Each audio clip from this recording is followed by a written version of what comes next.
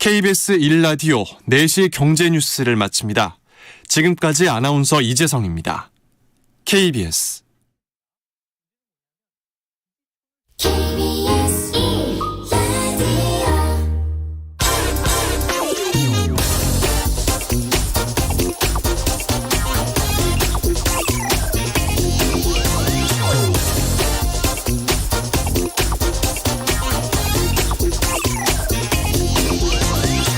현재 미국보다 물가 상승률이 높은 나라가 영국입니다.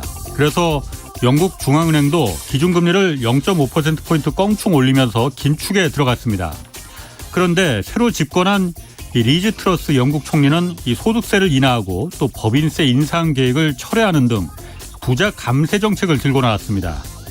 감세로 부족해진 재원은 대규모 국채를 새로 발행해서 메꾸기로 해서 이 중앙은행의 긴축과는 정반대로 갔습니다. 한물 간 낙수 효과로 영국 경제를 살리겠다는 포부였지만 시장은 이를 영국 파운드와 같이 급락을 예고하는 신호로 받아들였습니다. 파운드와 폭락이 시작됐고 이제 영국은 외환 위기를 걱정하는 신세가 됐습니다. 국제통화기금 IMF는 공개적으로 감세 철회를 요구했습니다. 미국의 전 재무장관 서머스 교수는 인플레 시기에 무책임한 부자 감세로 영국의 국가 부도 가능성이 높아졌다. 또 노벨 경제학상을 수상한 폴 크루그먼 교수는 바보들이 경제를 운영할 땐 그 대가를 각오해야 한다 이렇게 말했습니다. 우리 정부도 지금 종부세와 소득세 또 대기업들 법인세 깎아주는 부자 감세를 추진 중입니다. 그나마 그래도 좀 다행인 것은 영국의 감세 규모가 69조 원인데 비해서 우리는 아직까진 13조 원 정도로 예상되고 있습니다. 네, 경제와 정의를 다잡는 홍반장, 저는 KBS 기자 홍사원입니다. 홍사원의 경제쇼 출발하겠습니다. 유튜브 오늘도 함께 갑시다.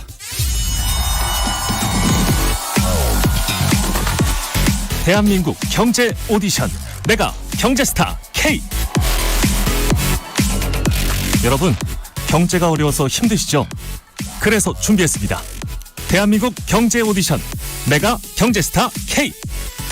힘든 경제 상황을 이겨낸 감동 스토리, 우리 가정의 특별한 경제 공부법, 슬기로운 투자 아이디어, 경제와 관련된 이야기라면 모두 환영합니다.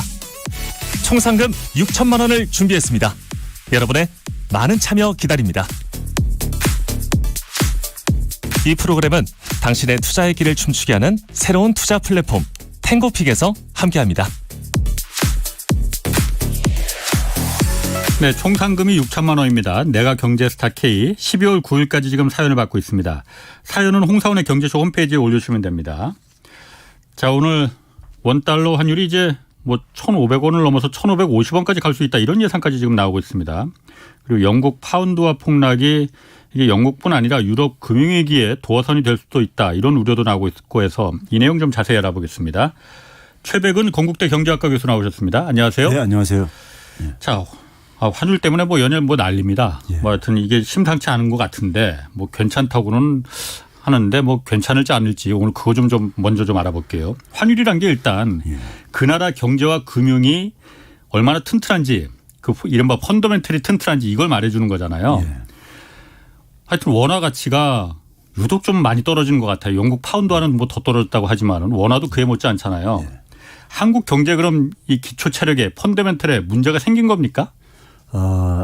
저는 구조적인 함정에 빠졌다고 표현을 하는데요. 네. 일단 흔히 이제 많은 전문가들이 네. 강달러라는 원인을 이제 지적을 하잖아요. 예. 근데 이건 제가 볼 땐 좀 후하게 평가해도 부분적인 요인에 불과하고 예.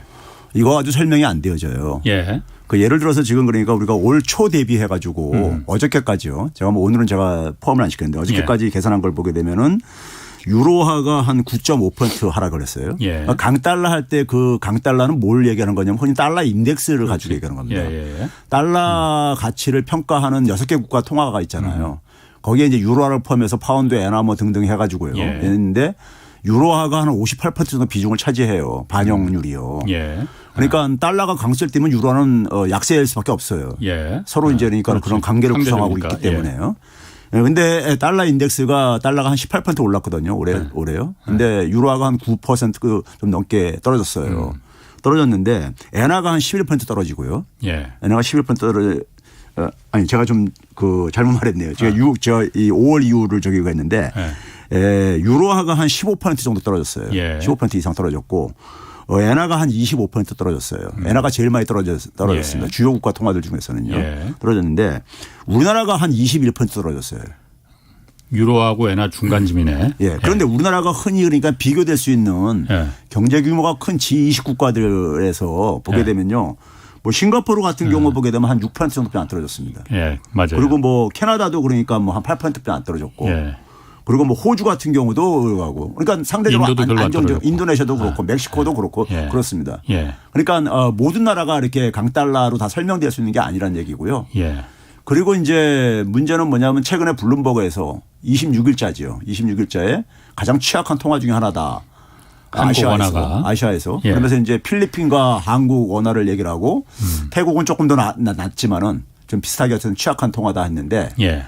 필리핀하고 대한민국이 비교되는 것 자체가 참 지금 어떻게 보면 상징을 보여주고 있는 거죠. 지금 예. 상황을요. 네. 필리핀은 그러니까 이 만성적인 무역 적자에다가요.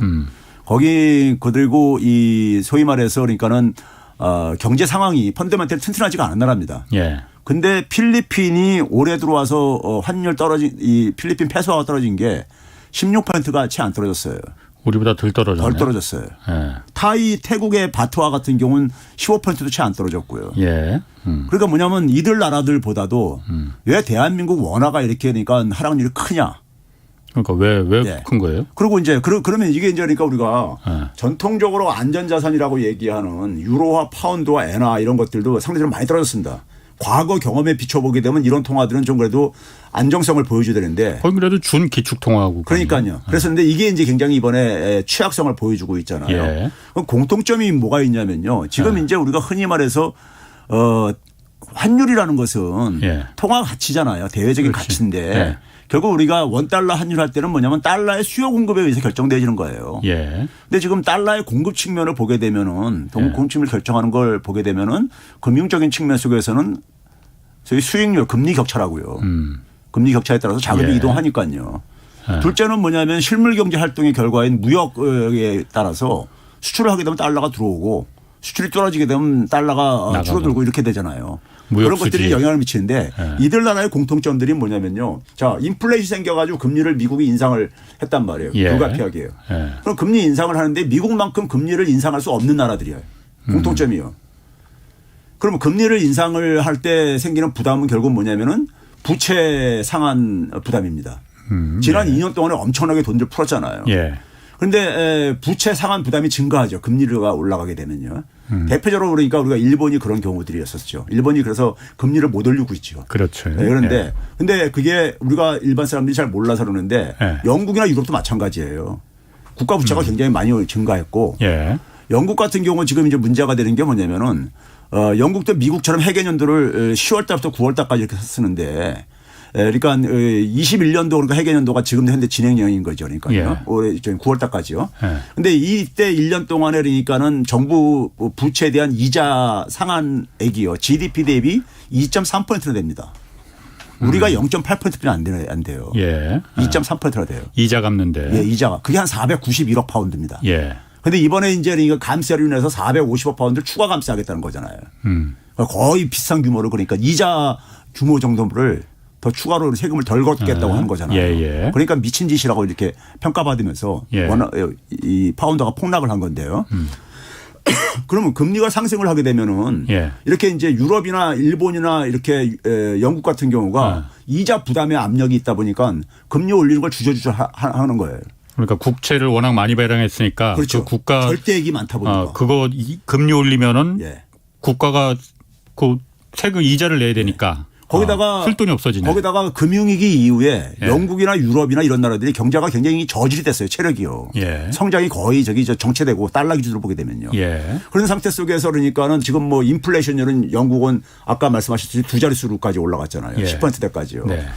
그런 경제가 지금 굉장히 안 좋다고요. 예. 안 좋은 상황 속에서 그러니까는 지금 금리 인상을 지금 감당하기 힘든 거예요. 예. 감당하기 힘들다. 여기다 또 이제 무역 적자도 이들이 공통적으로 계속 무역 적자가 진행되는 나라들이에요. 예. 유로존도 그렇고 예. 영국도 그렇고 예. 일본도 그렇고 한국도 그렇고 예. 그렇죠.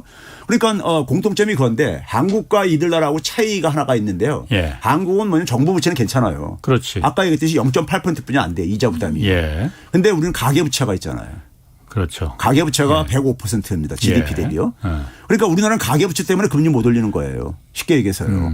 이 대출자 부담. 추경호 부총리도 그걸 공공연하게 시인을 했잖아요. 그러니까 예. 경기랑 대출자 부담 때문에 예. 하다 이렇게 고려했잖아요. 물가와 환율도 중요하지만은 그 얘기를 했잖아요. 예. 그러니까 그걸 못 올리는 상황인데 유럽 같은 경우나 일본 같은 경우는 저는 상대적으로 해결하기 쉽다고 봐요. 우리나라보다도요. 왜 그러냐면은 정부 부채가 증가했어요. 정부 부채를 낮추면 되는 거잖아요. 정부 부채를 낮춘다. 예. 지금 그러니까 이자율을 올렸을 때 예. 이자 상환 부담이 증가해가지고 하는데 정부 이자 상환 부담이란 말이에요. 그렇지. 예. 이들 나라들은 가계부채는 우리처럼 이렇게 심하지가 않다고요. 예. 그러니까 그러면 정부의 부채를 줄이면 되는 거잖아요. 예. 정부 부채 줄이는 방법은 세금 더 인상하면 그렇지. 되는 거예요. 세금 거두는 예. 거죠. 주로 이제 부유층 고소득층한테 인상을 하면 되는데 예. 영국은 정반대로 간 거라고요. 지금 금리를 인상해야 되는 시점에 예. 이 국면에 그러니까 오히려 정반대로 가고 앉아있으니까 그러니까 시장에서 미쳤다고 하고 있는 거예요. 그러니까요. 예. 후진국 같은 정책을 쓰고 앉아있다 이런 얘기를 하는 거라고 평가받는 거라고요. 그런데 한국은 가계부채는 어떻게 해결합니까? 가계가 이자 상환 부담이 증가했을 때 추가 수입을 마련해야 되는데 예. 추가 수입 마련하기가 쉽습니까? 그렇죠. 지금 경기도 안 좋은데. 예. 그렇죠. 정부가 오히려 유리하다 이거예요. 예. 그래서 제가 지난 2년 동안 계속해서 가계부채를 오히려 더 안정화시켜야 된다고 제가 얘기했던 게 그 이유인데. 예. 그러니까 우리가 돈을 엄청 풀었으니까 그 풀린 돈이 누구한테 갔는데 공짜로 가는 게 아니고 그게 결국 부채로 남아 있는 거예요. 예. 근데 금리 인상하다 보니까 그게 결국은 그 모래성들이 예. 지금 흔들리는 거라고요. 지금요. 그럼 이런 상황 속에서 소위 말해서 한국 같은 경우는 금리를 인상을 못 한다는 걸 시장의 투자자들이 알아요. 그러니까 네? 밖에서 보는 눈들이 그렇죠. 예. 그러니까 소위 말해서 굉장히 그러니까는 인상 속도를 예. 미국만큼은 쫓아가야 되는데 미국은 못 쫓아가고 앉아 있는 게 이게 그러니까 명확하게 보인단 말이에요. 왜 그런지 안단 말이에요. 예. 알고. 그러면 결국은 이제 그러니까는 이런 상황 속에서 무역 적자까지 거기다 가세를 하고 그렇지. 있단 말이에요. 예. 그러면 그런 상황 속에서 금리를 결국은 이제 한국도 그러니까 이제 인플레이션이 계속 지속되고 앉아 있으니까는 예. 환율이 계속 올라가면서 그러니까 인플레이션이 더 지속될 가능성도 보이고 그러다 보니까는 어차피 금리를 올릴 수밖에 없어요. 뒤늦게 쫓아갈 수밖에 없다고. 근데 지금 부동산 시장 같은 데가 자산 시장이 지금 주식시장 석가 이렇게 가라앉고 있잖아요. 예. 가라앉는데 금리 올리게 되면은 이 충격이 더 이제 더 가해질 거라 가중된다 이거죠. 이거죠. 그러면 부동산 시장이나 가계부채가 경착륙하게 되면은 예. 우리나라 경제 상태니까 우리가 소위 말해서 옆에 나라는 일본이 과거에 겪었던 것 같은 그런 걸 연상을 하는 거예요. 90년대 초에 일본이 예. 그 장기불황 시작했던 10년 장기불황 겪었을 때처럼. 그 재판이 될 수 있다 한국이. 왜 그러냐면 지금 수출이 안 좋은데 내수가 붕괴될 게 아닙니까? 예. 예? 내수가요. 예. 가계가 어떻게 지금 가처분 소득과 실질 소득이 줄어들고 있는데. 예. 그렇죠? 그러니까 그러면 이제 이게 그러니까는 내수가 붕괴되고 경제 장기 불황에 들어갈 수가 있다 하게 되면은 한국 원화 가치는 또 떨어질 수밖에 없다 이거죠. 떨어진다 이거죠. 그래서 금리를 인상하기도 어렵고 인상하더라도 한국 경제는 굉장히 취약하다고 그렇게 보고 있는 거고요. 예. 그러다 보니까는 원화 가치는 어차피 그러니까 떨어질 수밖에 없다고 보고 거기에 베팅을 하는 겁니다. 지금요. 그러다 보니까 이렇게 많이 떨어지는 거예요. 한국 같은 경우는요. 아니 그런데 예. 한국은 사실 금리를 안 올린 게 아니잖아요. 계속 미국보다 오히려 먼저 선제적으로 작년부터 올리기 시작했잖아요. 이제 와서 지금은 이제 더 이상 올리기는 좀 부담스럽다 이건 거지. 사실 영국이나 일본은 아예 올리지도 않았고 영국이나 유럽 같은 국가들도 계속 안 올렸었잖아요. 우린 미리 많이 충분히 올린 거 아니에요? 그런데요. 예. 우리가 이제 그러니까 소위 말해서 이걸 아셔야 돼요. 지금 지난해까지만 하더라도 예. 환율이 그렇게 문제가 안 됐었어요. 그렇지. 1,200원 우리가 지난 20년 동안에 환율 구간이 한 1,100원에서 1,200원 사이에서 안정적인 구간을 형성을 했었다고요. 예. 이게 이제 우크라이나 전쟁 터지면서 이제 그러니까 그걸 벗어나기 시작한 거예요. 미국이 금리를 올리기 시작하면서 강달러가 되면서 환율이 문제가 되기 시작한 거잖아요. 우크라이나 전쟁 때부터는 사실은요. 예. 미국은 3월 달부터 올리기 시작했죠. 예. 금리를요. 그러니까요. 예. 그러면 이제 우리는 이제 지난 8월 달부터 이제 올리기 시작했죠. 금리를요. 그렇지. 예. 올리기 시작했는데 먼저. 문제는 뭐냐면은 그렇게 올린 덕택에 우리나라가 단기 시장 금리 대개 5년물 이하들은 예. 우리나라가 상대적으로 미국보다 낮게 형성됐었어요. 예. 근데 최근에 보게 되면요. 예. 최근에 보게 되면 1년물만 빼놓고 예. 2년 이상짜리는 다 그러니까 우리나라 금리가 올라가졌어요. 시장 금리가요. 예. 즉 우리나라가 기준 금리가 지금 미국보다 낮잖아요. 그렇지. 0.75 정도 낮잖아요. 예. 그러면 장기 시장 금리도 우리나라보다 미국이 높아야 되는 거잖아요. 예. 상식적으로 생각하면 똑같은 조건이라면요. 예. 근데 우리가 기준 금리는 대개 단기 시장 금리에 평상시에 영향을 미칩니다. 그렇죠. 예. 그런데 단기 시장 금리가 얼마 전까지만 하더라도 5년물 미만짜리들은 예. 우리나라가 더 금리가 낮았었어요. 기준금리가 영향을 미친 거죠. 그렇지. 미국보다 우리가 그런데 기준금리가 최근에 보게 낮으니까. 되면 다 역전됐다니까요. 1년물로 빼놓고. 오히려 우리나라가 단기채들이 더 금리가 올라갔다 올라갔어요. 이거죠. 미국보다도요. 10년물은 이미 그 전에 올라갔고 근데 단기 2년에서 5년짜리들도 다 역전됐어요. 예. 그럼 그건 왜 그러냐. 예. 왜 그러냐면 그거는 결국 뭐냐면은 기준금리에 의해서 영향을 받는 힘보다 국제 채권 시장에서 예. 투자자들의 힘에 의해서 지금 이 영향을 받고 있다는 거예요. 투자자들이 보는 한국 시장은 투자자들이 저거 위험하다 우리나라 이렇게 채권 금리가 올라간다는 얘기는 뭡니까? 채권 가격이 떨어진다는 얘기라고요. 반대로 움직이는 채권을 겁니다. 사기가 겁난다는 얘기죠. 그 채권 던지는 거죠. 예. 채권 던지는 거죠. 그러니까 뭐냐면 위험한 상품으로 취급을 하고 있는 거죠. 한국의 채권에 대해서. 예. 그럼 이게 그러니까 우리가 지난 1년 동안에 제가 과거에도 이 방송 나와서 예. 외환위기하고 비교를 할 때 지금은 뭐냐면 골병이 들어가는 이런 방향으로 진행되고 있다 이런 얘기를 했었어요. 예. 그러니까 이게 그러니까 작년에 같은 경우는 그러니까 이게 좀 이 하나의 일부 징조만 좀 보이다가 예. 갈수록 이게 눈덩이 효과처럼 이게 커져가고 있는 거예요. 예. 이런 국면이라고요. 그래서 그런지 요즘 회사들이 회사채를 발행할 때 5% 이후 이자를 준다고 해도 이게 팔리지가 않는다는 거예요. 5%면 사실 굉장히 높은 이자율이잖아요. 그 정도 아마 회사들이 자금을 끌어당기기 위해 조달하기 위해서 5% 이자를 감당하고 하느니 그냥 사업 안 하는 게 낫겠다 이런 생각을 할 것도 같거든요. 그러면 그런 부분이 한국에 대해서 국제 자본시장, 국제 금융시장에서 봤을 때는 기초에 뭔가 한국이 문제가 생겼구나라고 지금 보고 있다는 거예요. 그러면은 그래서 환율도 이 지경이 된 거예요. 그렇죠. 그러니까 이게 우리가 제가 이제 과거 외환위기나 금융위기 때보다 더 지금 나쁜 상황이라고 보는 이유가요. 예. 정부는 이거 괜찮다. 그때와 다르다 이런 얘기를 하는데 정반대로 이건 제가 볼 때 굉장히 일반 국민들 정서하고는 정반대 지금 얘기를 하고 있는 겁니다. 사실 일반 국민들은 뭐 불안하긴 하지만은 외환 보유고도 충분하고 4천억 달러도 일반 넘고. 국민들은요. 그런데 예. 무슨 얘기를 하냐면은 외환위기 때도 그랬다. 물론 그렇게 이렇게 아니 근데 실제로 안 믿어요. 예. 안 믿고 뭐냐면 일반 국민들조차도 예. 많은 사람들이 지금 달러 투자에 나서고 있어요. 예, 사재기 한다고도 아니 그게 있잖아요. 그거 가벼운 게 아닙니다. 외환 투자는 있잖아요. 예. 일반인이 할 수 없는 거예요. 사실은요. 평상시에는요. 예. 평상시에는 환율이 되게 안정이 돼가지고 올라갔다 내려갔다 이렇게 하기 때문에 그렇지. 이게 방향성을 확실히 잡기도 힘들고요. 예. 일반 사람들은 사고 파는 가격의 차이가 심하기 때문에 예. 수익 내기가 힘들어요. 아하. 주식 같은 경우 그래도 안정적인 수익을 어느 정도 기대할 수 있는데 예. 채권이나 같은 경우는 예. 그래서 안 하는 겁니다. 이게 원래 예. 외환 거래는 일반인들 할 수가 없는 것들이에요. 그런데 이걸 또 들어간다는 얘기는 뭡니까요? 방향성이 잡혔다는 얘기예요. 원화가치 계속 떨어질 거다. 그렇죠. 그 방향성을 믿고서 거기서 들어가는 거죠. 그러니까요. 예? 그러면 그렇게 됐다는 얘기는 뭐냐면은 정부 당국자가 아무리 얘기를 하더라도 시장에서는 그거를 그러니까 그 얘기를 신뢰하지 않고 있다는 얘기입니다. 예? 그러면 그 신뢰하지 않고 있다는 것의 하나의 근거가 뭐냐면은 자, 우리가 외환위기 때나 금융위기 때 보게 되면요. 그때마다 충격이 환율로 이제 나타나잖아요. 그렇지. 나타나는데 그게 1년이 안 갔어요. 예. 1년이 안 가고 단기적인 충격으로 예. 되게 나타났었고요. 그리고 이제 외환위기 때는 우리나라의 그러니까 소위 말해서 제조업 경쟁력이 여전히 괜찮았었습니다. 소위 뭐 그렇죠. 가성비 측면에서 보게 되면은요. 그래서 고환율이 예. 그러니까 외환위기 이전에 한 900원 전후에서 이렇게 형성되던 것이 외환위기 이후에 이제 좀 안정되면서 한 1200원 구간으로 이제 이렇게 진입을 해요. 예. 그게 이제 20년 동안 진행된 거예요. 그렇지. 예. 그러니까 환율이 올라간 거죠. 어느 정도요. 예. 근데 그게 수출에 굉장히 도움이 됐어요. 당연히 그때 그래서 살아났습니다. 그때부터 그래가지고 우리나라 무역 구조가 흑자 국가로 전환된 거예요. 제조업이 흑자 국가였었는데. 우리나라를 살렸다고 했어요. 그렇죠. 그렇게 됐었죠. 예. 그러니까 근데 지금은 환율이 높아져도 수출이 오히려 좀 떨어지고 있다고요. 그렇지. 수출 무역 수지가 증가율이요. 계속 적자니까. 적자가 되고 있고 예. 수출 증가율 떨어지고 있습니다. 예. 그리고 금융위기 때하고 한번 봐보세요. 금융위기 때는 미국에서 그러니까 금융위기라는 충격이 갑자기 나타나면서 예. 안전자산을 도피하면서 갑자기 달러 값이 급등을 했단 말이에요. 예. 근데 그것도 뭐냐면 미국이 그거를 진정시키기 위해서 어떻게 했습니까요?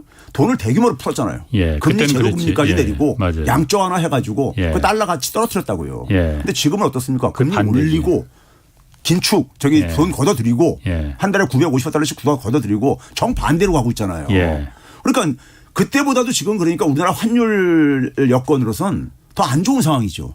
오히려 그때 1997년이나 2008년 금융위기 때보다 예, 그렇죠. 지금 그 최 교수님 말한 것 중에 제가 좀 인상적으로 들린 게 예.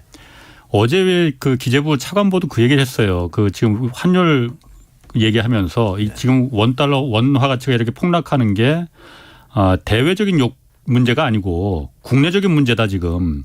그러면서 우리 국민들이 달러를 사재기 한다고 비난하고 싶지는 않다 이런 말을 했거든요.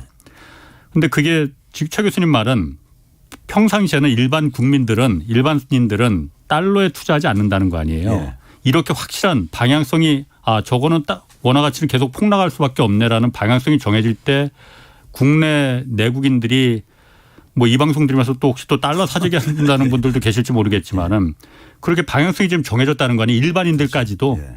그게 더 무섭게 들리는데 저는. 그러니까요. 그게 적어도 연말까지는 예.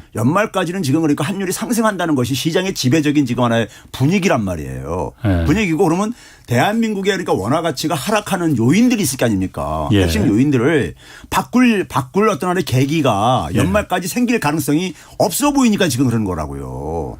우리가 환자가 가면 환자의 병을 치료해야지만 이게 문제가 해결되는 거잖아요. 예. 그러면 원화 가치가 하락하는 근본 원인이 있을 게 아닙니까? 예. 강달러도 한 일부 요인이지만은 일반적인 요인이지만은 플러스 거기에 그러니까 우리나라만에 갖고 있는 요인들이 있을 게 아닙니까? 아까 얘기했듯이 금리 인상을 굉장히 주저하고 추경호 부총리가 또 어저께 또 그 얘기까지 했어요. 10월 달에 그러니까 지금 인플레이율 정점을 지금 이제 한국은행과 같이 비슷하게 본다. 예. 그러면서 그러다 보니까 금리 인상 속도를 조절을 할 필요가 있다 이런 얘기를 해요. 그러니까 재정 당국이다 보니까는 경기를 굉장히 신경을 쓰는 것 같아요. 그럴 수 제가 볼 있습니다. 때는요. 예. 근데 지금 상황 속에서 미국과 지금 0.75 벌어지고 지금 두 차례씩 남았습니다. 예. 양국이. 예. 근데 더 벌어질 거라는 것은 지금 객관적으로 다들 알고 있는 얘기잖아요. 지금요. 미국은 3번 남았고 한국은 2번 남았죠. 아니, 미국도 2번 남았어요. 미국은 3번 남았어요. 11월, 12월 2번 남았어요. 예. 한 번 올렸으니까. 예, 예. 맞다. 예. 한국도 2번 남았고요. 예, 예. 10월, 12월 두 번 예, 남았고요. 그래서 어쨌든 2번씩 남았는데 예. 미국이 그러니까 나머지 2해에서도 더 올릴 거라는 것을 사람들이 되게 지금 예상하고 예상하고 있죠. 있잖아요. 예. 이미 0.75가 벌어졌는데 예. 최소한 그럼 1%포인트 이상 벌어지게 될 연말까지. 예. 자, 금리 격차 더 벌어져. 예. 지금보다. 무역 수지 개선될 가능성이 별로 안 보여. 예. 그러면 저기 그 시장에서 투자자들이 원화 가치 환율 하락할 거라고 보지. 그러면 저기 원화 가치 하락할 거라고 보지. 예. 이게 이제는 꺾일 거라고 그렇지. 생각하겠습니까? 그렇지, 맞습니다. 적어도 연말까지는요. 그러면은 지금 어쨌든 추경호 부총리 지금 어제 그 금리에 대해서도 잠깐 얘기했고 뭐 한국은행 총재도 상황이 달라졌으니 금리는 좀 더 올릴 가능성이 있다는 뉘앙스로 얘기는 했어요. 그런데 사실 말씀하신 대로 우리가 이 근본적인 처방은 한미 간에 어쨌든 우리도 금리를 좀 올려서 미국하고 비슷하게까지는 아니더라도 격차를 자꾸 좁히는 방향으로 가야 되는데 그러지 못하는 이유가 누구나 다 알고 있지만 지금 부동산 문제가 걸려 있는 거 아닙니까? 예. 자, 그럼 모든 걸 다 살릴 수는 없을 것 같아요. 어느 하나는 포기를 해야 되는데 그럼 부동산을 포기하고 그쪽의 피는 좀 보더라도 나머지를 살리기 위해서 금리를 올리면은 무슨 문제가 생기는 겁니까? 미국하고 마찬가지로 껑충껑충 우리도 금리를 올리면은. 자, 지금 이제 한국은행에서도 이제 그러니까는 한국에서 금융안정 보고서를 계속 이제 주기적으로 내고 있잖아요. 예. 한국에서도 얘기하는 게 지금 뭐냐면 부동산 가격이 한 20% 이상 하락하게 되면은 예. 소위 말해서 그러니까는 뭐 이 취약차주들의 이 순부채가 예. 뭐 거의 뭐 많게는 한 반올림해서 한 2배까지도 증가한다. 뭐 이런 예, 얘기들도 예. 이제 나오고 앉아 있는 이런 상황이란 말이에요. 예. 그러니까 굉장히 지금 부동산 시장이 위험해 보이는 거예요, 지금요. 예. 위험해 보이는데 여기서 지금 이제 금리 올리게 되면 부동산 시장은 굉장히 더 이제 결정타를 이제 가할 거라 이거죠. 그걸 만약 우리가 감내한다면은 포기한다면은. 감내하는 게 문제가 아니라 예. 자, 부동산 시장 가게 되면은요. 예. 부동산 시장이 부동산 시장만 관련된 게 아니라 금융 쪽도 관련돼 있고 그렇죠.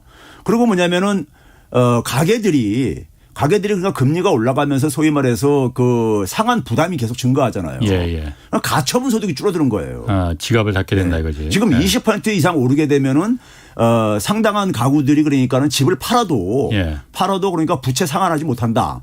이런 얘기들이 지금 하고 있는 거잖아요. 예. 그러면 그런 상황 속에서 가계가 사실은 그러니까는 가계 기반이 붕괴되는 거라고요. 예. 가계가 기반 붕괴되면 내수가 붕괴되는 거죠, 뭘. 무역 수지도 안 좋은데 내수까지도 안 좋아진다. 예. 아, 그러니까 그러니까 우리가 90년대 일본을 떠올리게 될 수밖에 없는 거죠. 딱 그때네. 예. 어. 제가 그랬잖아요. 일본하고 차이는 뭐냐면 일본은 기업 부채가 그 당시에 주로 이 중심적인 역할을 했다면은 예. 지금 우리는 가계 부채인데 예. 가계 부채가 사실 더 취약하죠. 가계 부채하고 자영업자 부채. 예. 더 취약한 부분들의 민간이 더 취약한 부분들이 더 부채를 이번에는 우리는 가지고 있다 이거예요. 예. 예? 그런 점에서 그러니까는 더 악성이라 이거죠. 사실 그러니까 정부도 이제 그걸 알고 있는 것 같아. 알고 있죠. 알고 예. 있으니까는 이 금리 인상 속도를 잠깐만 이제 그러니까는 주저주저 하는 것인데 그게 잠깐만 시간 끌기죠, 결국은요. 뒤로 미루는 건데 이창용 총재가 그랬잖아요. 이 그 물가 상승률이 한 5 내지 6% 이 5%대가 상당 기간 갈 것 같다. 이런 얘기를 한단 말이에요. 예. 그러면 그때까지는 금리 올려야 될 게 아닙니까? 미국이 금리 인상을 중단해도 한국은 계속 갈 수밖에 없어요. 밀린 숙제를 해야 되는 거죠. 예. 지금 이런 게 있습니다. 물가 상승률에 대해서 전문가들이 놓치고 있는 것 중에 한 가지가 처음에 제가 인플레이션 얘기할 때 이 인플레이션은 과거의 인플레하고 다르다 이렇게 얘기를 하면서 제가 새로운 처음형 인플레이션을 했는데 소위 전쟁 때문에 생긴 거잖아요. 예. 유가가 끌어올렸잖아요. 예. 그러니까 이거는 뭐냐면 돈이 많이 풀려서 생긴 게 아니라 전쟁이 일어나서 이게 만들어졌던 거예요. 공급이 끊겨서. 예, 그렇죠. 예. 근데 이제 이게 시간이 지나면서 내수로 이게 불길이 번진 거예요. 인플레이션이요. 그러니까 지금 현재 상황이 어떠냐면요. 한국하고 미국은 유가가 에너지가 인플레이를 끌어올리는 데 있어서는 한 20% 정도 떨어졌어요. 비중이요. 미국은 특히 더 그런 것 같아요. 한국도 거의 비슷해요. 예. 8월달 저기 계산해 보면요. 이제 뭐 에너지 핑계 될 거는 아닌 것 같아요. 그러니까 석유도 그러니까 거의 우크라이나 전쟁 이전 수준으로 돌아갔잖아요. 예. 그렇죠? 그러니까 이게 그러면서 한 20% 정도 떨어지고요. 서비스가 한 40% 올라갔어요. 서비스는 내수업 쪽입니다. 예. 내수. 그러니까 내수로 불길이 번진 거예요. 예. 그렇죠? 이게 인플레 유가가 끌어올려다가 이제 이게 번진 거예요. 진짜 인플레로 가기 시작한 거군요. 예. 그러니까 이게 그러니까 초기에 잡았어야 되는 건데. 그래서 이제 그러니까는 흔히 많은 이제 경제 전문가들이 하는 얘기가 뭐냐면은 초기에 그러니까는 경기 침체 올 거 각오하더라도 예. 빨리 끝내는 게 낫다. 이런 얘기 하는 이유가 그런 측면 때문에 그러는 겁니다. 금리를 확 올려서. 예. 그리고 이제 소위 말해서 실업자가 단기적으로 급증을 하더라도. 예. 그러니까 미국의 레리 서머스 같은 사람은 한 실업률이 10% 이상 올라갈 걸 각오하고 그러면 1년 안에 잡을 수 있다. 예. 그렇게 하면 이런 얘기를 하고 그러거든요. 잘 계산해 보니까는. 예. 그러면 이게 서비스가 그렇게 올라가는데 유럽은요. 독일 같은 경우 보게 되면 정반대예요. 예. 거기는 뭐냐면 에너지가 여전히 뭐냐면 한 50% 차지하고 있어요. 인플레를 끌어올리는데. 예. 독일은 원래 국민들이 근검절약하는 것도 있지만 예. 서비스는 한 17%뿐이 안 돼요. 그럼 우리가 서비스로 번졌다는 얘기는 이거야말로 그러니까 마찬가지로 가게들의 소비를 그러니까는 억압할 수밖에 없어요. 인플레 잡으려면요. 그거 금리 인상이죠, 그거는요. 예. 그러니까 한국과 미국은 금리 인상이 필요한 지금 상황이에요. 인플레 잡으려면. 예. 근데 유럽은 아직까지도 금리보다는 이 전쟁이라든가 이 에너지 이게 더 큰 영향을 미치고 있는 상황이라고요. 네. 처방이 다를 수밖에 없죠. 예. 그러니까 한국은 미국처럼 그러니까 금리 인상으로 갈 수밖에 없어요. 물가 잡으려면요. 갈 수밖에 없는데 우리나라 어쨌든 우리가 할 수 있는 방법이 말씀하신 대로 부동산이 걸려 있으니까 현실적인 방법이 뭐가 될 수가 있을지 최 교수님 생각하시기에는. 근데 문제는 뭐냐면요. 문제는 우리가 물가를 못 잡았을 때 예. 물가를 못 잡았을 때 그러면 이게 그냥 이렇게 넘어갈 수가 있는 거냐. 예. 이 문제는 아니란 말이에요. 이게 그러면 계속해서 악화가 되거든요. 그러니까 이거는 이제 그러니까는 한국은행도 그러니까 방치할 수는 없다고요. 네. 가게가 못 살겠다고 언제 쓰는데 임금은 안 올리고 못 살겠다고 아우성치고 그럴 텐데요. 예. 그렇죠? 그러면 이런 상황을 방치할 수 없으니까 금리를 올린다고요. 올리는데 미국이 중단하고 난 이후에도 상당 기간 우리는 쫓아갈 수밖에 없다 이거예요. 예. 를요. 그러면 어차피 그러니까 뭐냐면은 이 부동산이라든가 가계부채에 대한 충격을 좀 그러니까는 어떻게 보면은 뒤로 미룬 건데. 예. 미룬 건데 이 미뤘다고 해가지고 이 문제가 없어진 건 아니고. 없어지는 거 아니잖아요. 예. 그렇죠. 예. 근데 문제는 뭐냐면 그 와중 속에서 예. 다른 부작용도 생긴다 이거죠. 대표적으로 그러니까 환율이 상승한 게 그거예요. 예. 환율이 그러니까 물가도 끌어올리고 돈들도 빠져나가고 예? 지금 그러고 앉아 있는 거잖아요. 예. 예. 그러니까 그 환율이 이렇게까지 빠르게 오를지 한국은 몰랐던 거예요. 예. 한국은행의 전망치를 보게 되면은 다 그걸 벗어났거든요. 예. 그러니까 굉장히 전망치를 다 벗어나 가지고 환율이 빠르게 올라가고 앉아 있으니까는 예. 그것은 결국 뭐냐면은 소위 말해서 전문가들 전망이 굉장히 나이브했다는 것인 거고. 예? 나이브했다는 것이고 원래 금융시장이라는 것은 한번 신뢰를 잃게 되면요 빠르게 악화돼 버립니다. 예. 순식간에 순식간에 악화되져요.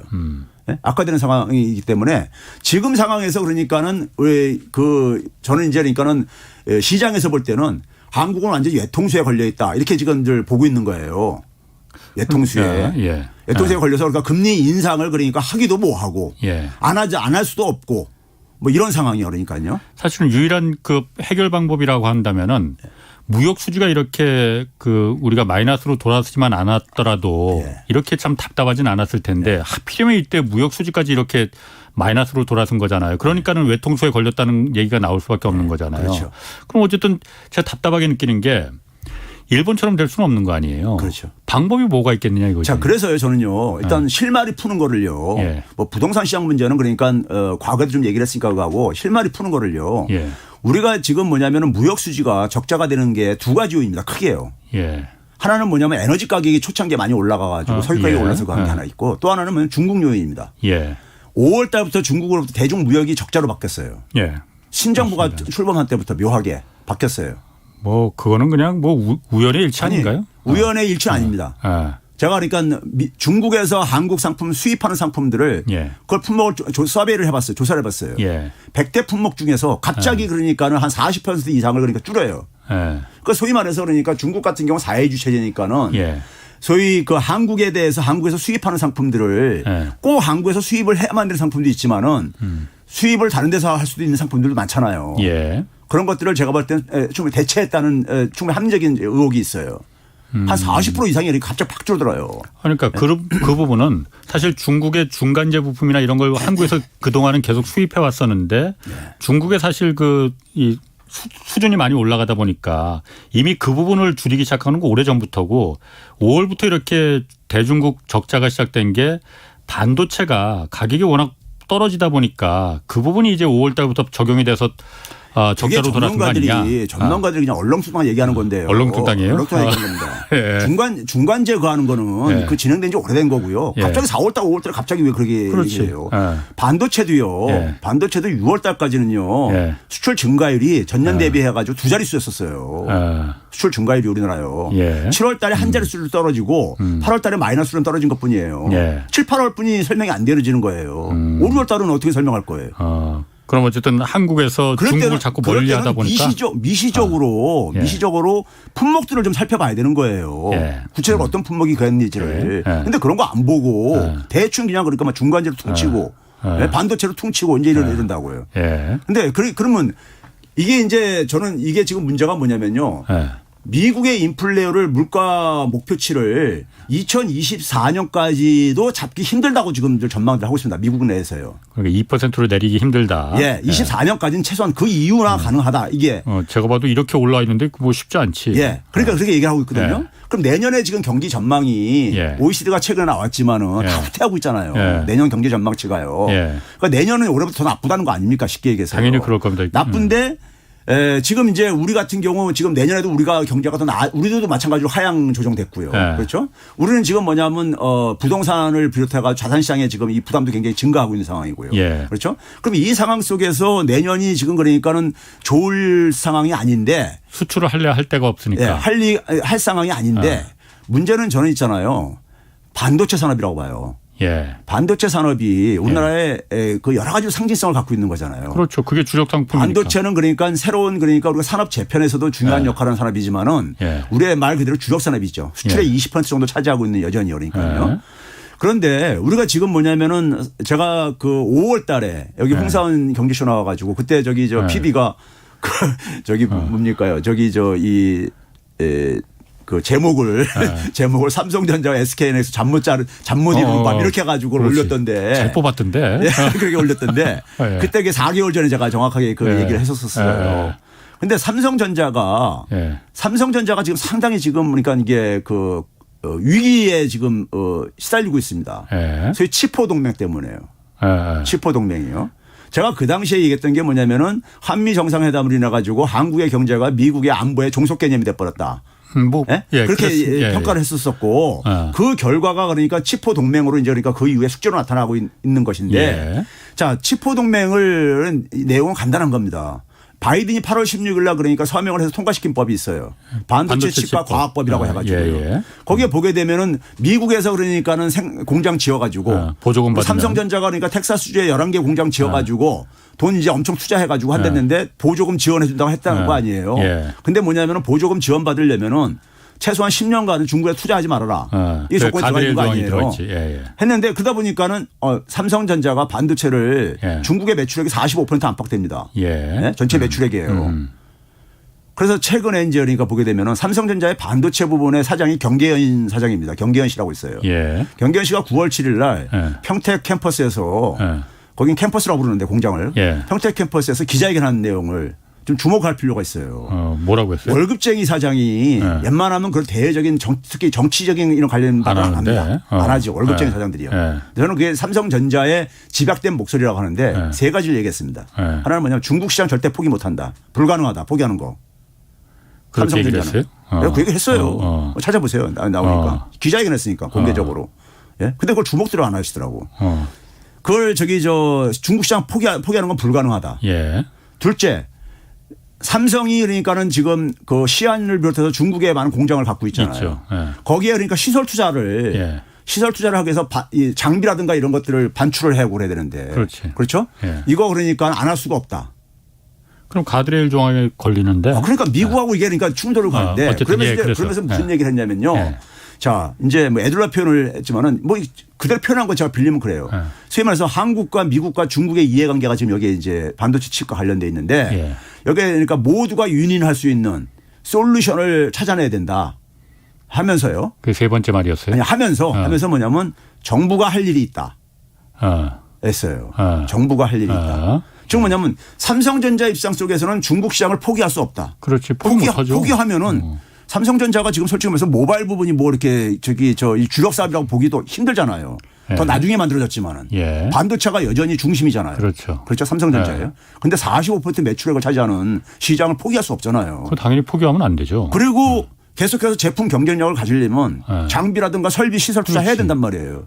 근데 미국에서 하지 말라는 거잖아요. 하지 말라는 거예요. 근데 이 문제를 그러니까 삼성전자는 미국의 얘기대로 그대로 할 수가 없다. 이런 입장을 밝힌 거예요. 그러면서 뭐냐면 그럼 이 문제를 풀기 위해서 풀어야 되는데 정부가 좀 해야 될 역할이 있다. 이 역할을 공개적으로 했어요. 미국하고 갈등이 될 수 있는 문제를 노골적으로 표명하면서 미국이 요구하는 것에 정면 가면서 그래서 지금 치포 동맹이 지금 구체적으로 지금 그러니까는 진행되고 있잖아요. 진행되고 있는데 이 문제가 저는 그러니까 이게 이제 내년 중에 상당히 고조가 될 텐데 이 문제 풀지 않으면은 대한민국처럼 운명이 좌우되는 문제라고 생각이 들어요. 삼성전자의 운명만이 아니라 우리나라 대한민국의 삼성전자의 반도체가 무너지면요. 대한민국 반도체 산업이 무너지는 거잖아요. 그건 당연한 거고. 그럼 삼성전자 그 사장이 경사장이 말한 정부가 할 일이 있다라는 거 말하는 게 뭘 말하는 겁니까? 뭘 하라는 거예요? 지금 미국하고 삼성전자의 이익이 충돌하고 있으니까는 이 문제를 풀어라 이거죠. 풀어라 이거죠. 이거 정부가 해야 될 일이 있는 거잖아요. 치포에 참여하지 마라. 아니죠. 그거는 그러니까 어쨌든 풀어라 이거예요. 그러니까요. 그걸 구체적인 방향성까지 얘기 안 했지만은 그럼 저는 여기서 한 가지 이제 제 나름대로 이제 그러니까 이것은 전망인데 중국의 반응이 나올 겁니다. 중국이 대한민국의 상품 수입에 대해서 지금 눈에 안 보이게 좀 브레이크를 걸어왔었는데 이걸 좀 풀어줄 가능성이 있다. 왜 그러냐면 중국하고 한국은 반도체를 매개로 해가지고 끈끈하게 연결돼 있어요. 연결됐는데 중국도 굉장히 그러니까는 필요로 하는 지금 상황이란 말이에요. 그래서 한국을 굳이 그러니까는 이렇게 배제시킬 필요가 없죠. 필요한 상대니까요. 뭐 치포 동맹에서 가장 약한 고리가 한국이라고 해요. 어쨌든 간에 하여간 저기 끌어낼 필요가 없는 거죠. 중국에서는요. 가서 가능한 끌고 가야 되는 거죠. 거기다 삼성전자가 저런 얘기를 했어요. 공개적으로요. 대표가 공개적으로 저런 얘기를 했다고요. 그러면 이 속에서 그러니까는 중국 입장 속에서 이걸 좀 풀어가고 싶을 게 아닙니까? 미국은 지금 그러니까 대중국 봉쇄로 해가지고 배제해가지고 이게 소위 말해서 반도체 생태계를 지금 만들겠다고 하고 앉아 있는 것인데 네. 공급망을 구축하겠다는데 네. 중국은 어쨌든 간에 이걸 뚫고 나가야 되는 거 아닙니까요? 뚫고 나가는 상황이라고요. 그럼 여기서 이제 그러니까는 삼성전자와 한국의 입장이 있는 거예요. 이걸 중국이 파악을 했을 거라고요. 예. 파악을 하고 중국이 좀 그러니까 유화제스처럼 나올 가능성이 있다. 그런 면에서 풀어줄 풀 가능성이 가능성이 있다. 있다고 저렇게 좀 봐요. 향후에 그러니까요. 자, 그럼 이 상황 속에서 결국은 뭐냐면은 우리가 90년대 일본 반도체가 이렇게 침몰해 가기 시작하잖아요. 예? 미일 반도체 협정 예. 때. 그때 그 하면서요. 예. 그럼 잘못하면 우리가 그렇게 될 수가 있는 거예요. 뭐 그런 중국 얘기하는 시장 분들이 포기한다면요. 있습니다. 예. 그러면 이 상황 속에서 저는 이 잘못 낀 첫 단추를 예. 치포 동맹을 계기로 해서 이걸 풀어야 된다. 예. 자, 이게 무슨 얘기냐면요. 치포 동맹은 미국, 일본, 한국, 대만이잖아요. 이거 보게 되면 미국은 주로 뭡니까? 미국은 다 갖고 있지만은 원천지 설계 소리지. 부분이 주로 예. 이제 간 예, 설계. 친구들이고 예. 일본은 장비 일본이 그거 하고 예. 있고 한국과 대만은 생산. 예. 제조잖아요. 예. 그런데 반도체라는 산업의 특성이요. 굉장히 복잡한 이 의존성을 갖고 있습니다. 서로. 유럽에도 굉장히 많은 국가들 있잖아요. ARM이라든가 해가지고 있죠. 굉장히 많잖아요. 영국에도 예, 있고 예. 굉장히 많잖아요. 예. 그러면 반도체 생태계라는 것이 굉장히 그러니까 복잡하게 형성되어 있는데 심지어 동남아에 그러니까는 국가들도 일부 후 조립 공정 과정도 있는 거고. 있어요. 예. 그런데 왜 내 나라만이냐 이거예요. 왜 내 나라만 묶어야 되냐고요. 가장 그 최첨단 반도체를 중국이 필요로 하는 미국이 필요로 하는 최첨단 아니죠. 반도체를 만드니까. 중국이 필요로 하는 것은 유럽에서도 많이 필요한 거 많아요. 장비 같은 것들 많습니다. 우리 그러니까 그 장비나 이런 것들은 유럽에서 공급받는데 왜 유럽은 치포에 안 넣고 예. 한국하고 대만만 넣느냐? 자, 그러면 있잖아요. 우리 만약에 우리한테처럼 미국이 요구하는 것처럼 유럽 국가들한테 반도체 장비라든가 이런 거 만드는 회사들한테 중국하고 거래 끊어라 하게 되면 어떻게 할 것 같아요? 유럽에서는요. 쉽게 못 받아들입니다. 그렇지. 왜 끊어 그걸 하겠지. 그렇죠. 왜 중국 시장을 포기하기 힘든 거예요. 유럽 국가들이. 근데 유럽은 유럽은 그러니까 이게 고분고분하게 이게 컨트롤이 안 될 거라고 생각하는 거죠. 근데 한국과 대만은 서로가 어쨌든 간에 이 안보 동맹으로 해가지고 물려 있는 게 있잖아요. 일본은 어차피 대중국가 간에서 일본은 뭐 이해관계가 똑같고 말할 것도 그렇게 없고. 하다 보니까요. 그럼 이 상황 속에서 저는 우리 정부가 해야 될 일은 뭐냐면요. 이걸 제가 잘못 낀 첫 단추를 풀어야 된다는 게 뭐냐면은 반도체 생태계가 굉장히 많단 말이에요. 많은 국가들이 관련돼 있단 말이에요. 왜 내 나라만 여기를 가지고 만들려고 하느냐. 유럽 국가들 섞어 관련 이해관계자들 중국을 빼고는 구성을 한 다음에 거기서 그러면 우리가 중국에 대해서 어떤 그러니까 우리가 기준을 만들어야 되는지 이걸 그러니까 거기서 정하자 이거예요. 유럽을 같이 끌어들여서 그렇죠. 같이 야 미국이 저렇게 하는 거 우리는 혼자 상대하기 버거우니 그러니까 유럽 니들이 좀 같이 좀 하자. 그렇죠. 소위 말해서 우리가 이 그 인도 태평양 경제 프레임워크처럼 소위 말해서 글로벌 반도체 파트너십을 구축을 하자. 이거 역제안을 하라 이거예요. 역제안을 해가지고 거기에 유럽 국가들을 끌어들이 왜 유럽 국가들은 빠뜨리느냐. 예? 거기도 그늘 나라들도 중국하고 거래하는 건 그거는 왜 가만히 있냐. 아니면 우리가 중국 시장 포기할 때 미국이 그러면 그거를 뭐 보상해 줄 거냐. 예? 그거 보상 못 해주잖아요. 미국 절대 보상 안 하죠. 못 하고요. 그러면 이런 문제 있을 때 그러니까 우리가 이걸 어쨌든 간에 피해가야 된단 말이에요. 피해가야 되는데 이걸 미국 요구대로만 하게 되면 삼성전자는 굉장히 피해가 심할 수밖에 없는 거란 말이에요. 지금요. 그렇지. 예? 한국의 반도체 산업이 굉장히 위기에 내몰릴 수가 있는 것이고요. 그럼 이 문제는 우리가 어쨌든 돌파를 해야 돼요. 돌파를 해야 되는데 그렇게 했을 때 사람들은 그래요. 미국이 유럽 참여시키겠느냐. 예? 그런데 그러면 그걸 핑계로 대야 되는 거죠. 뭘요. 예? 왜 그러니까 반도체 그러니까 우리가 소위 공급망을 구축한다는데 반도체 공급망에 관련되는 이 산업들이 한국은 메모리 반도체에 주로 중점을 두고 있는 거잖아요. 한국 말고도 유럽에도 많은 기업들이 반도체와 관련된 이런 기업들이 많잖아요. 주요 기업들이. 특히 뭐 네덜란드 ASML 같은 경우에는 뭐 거의 그렇죠. 독점적인 기업이니까. 그래서 그들은 왜 빼냐 이거예요. 그쪽에 기술이 넘어가는 걸 원치 않는 거잖아요. 중국에 지금요. 중국이 설계와 생산을 그러니까는 첨단 반도체에서 하는 것을 막겠다고 하는 게 지금 목적이잖아요. 미국으로는요. 그 일리 있습니다. 그럼 유럽에서 건너가는 것들 막지 않고 어떻게 그걸 할 수 있냐고요. 그렇지. 그러면 유럽 국가들은 그러니까 중국과의 이해관계가 굉장히 이미 얽혀 있는 게 있단 말이에요. 이걸 포기하기 쉽지가 않다 이거예요. 예? 그러면은 그 여러 나라들이 다자 협의체를 만들어 가지고 거기서 기준을 만들게 되면은 만들게 되면은 서로가 그러니까는 이 미국이 요구하는 게 좀 완화가 될 게 아니냐 이거예요. 그러니까 최 교수님 말하는 그 방법은 지금 방법이 딱 한 가지네. 그러면은 치포를 우리가 가입 동맹을 참여를 안 할 수는 없는 상태고 현실적으로 하더라도 왜 우리만 하냐. 유럽도 지금 중요한 한 축이니까 유럽도 우리 같이 하자. 칩5로 하자. EU로 해서 유럽이 여러 나라들 다 뭐 있으니까 독일도 있고 네덜란드도 있고 그러니까 영국도 있고 그러니까 거기도 한 축으로 해서 EU 전체로 해서 칩5로 하자. 그걸 요구를 해야 된다 이거지. 역전하자 이거죠. 안 그러면은 안 그러면 우리도 안 할래. 예. 아, 그거 그럴듯하네요. 그게 결국은 뭐냐면 한미 정상회담에서 잘못 낀 첫 단추를 예. 푸는 하나의 계기로 삼아야 되는 거예요. 예. 이거 우리 대한민국의 운명과도 관련돼 있는 거기 때문에 그걸 풀어야지만이 중국과의 관계도 그러니까 다시 그러니까 예?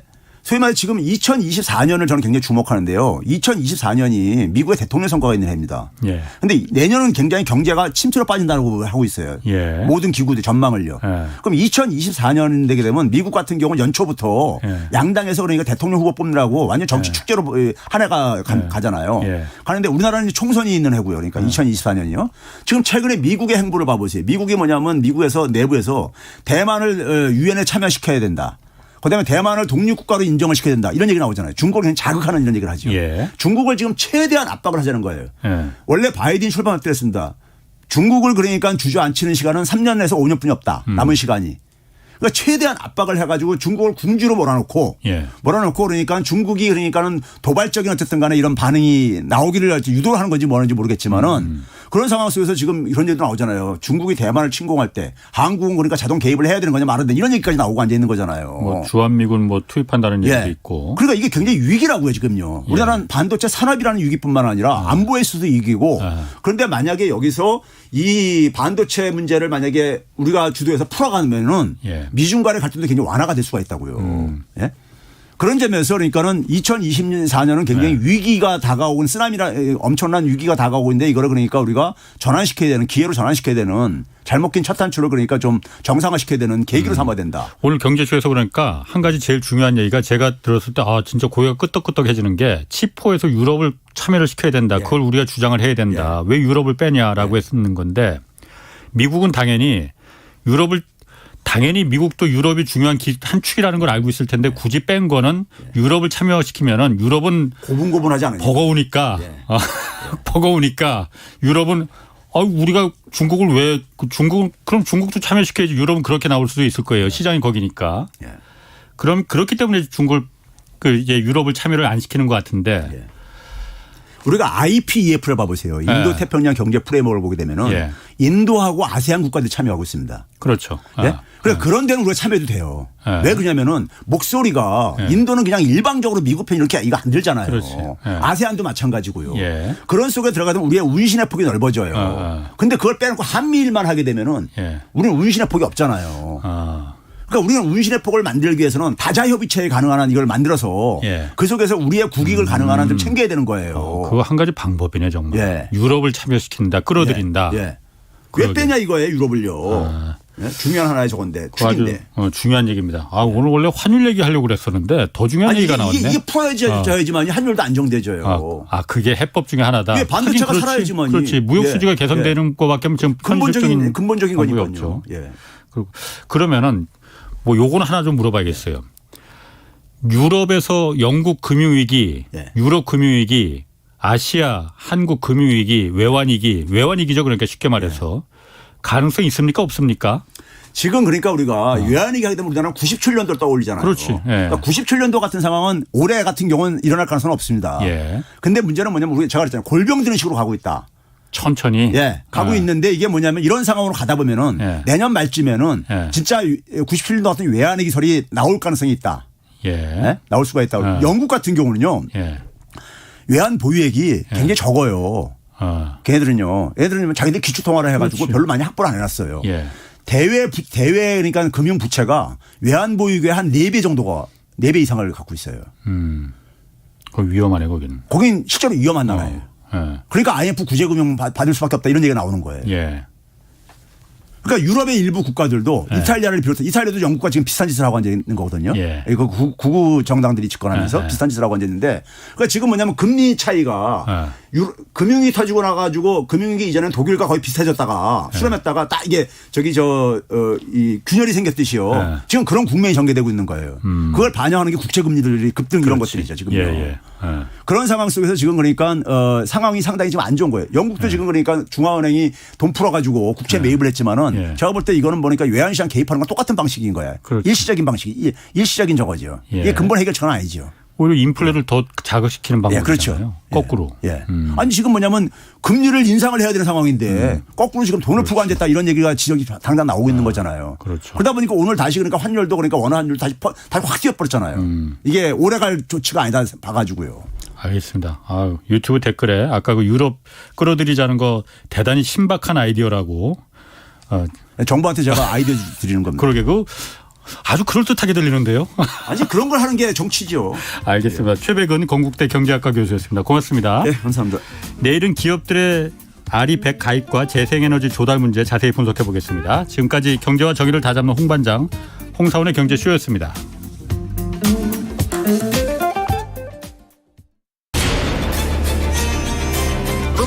K 드라마 And the Oscar goes to Parasite. K 무비 K 팝 세계를 뒤흔들고 있는 K 열풍 이제 최경영의 최강 시사가 이어갑니다. 대한민국 대표 K 시사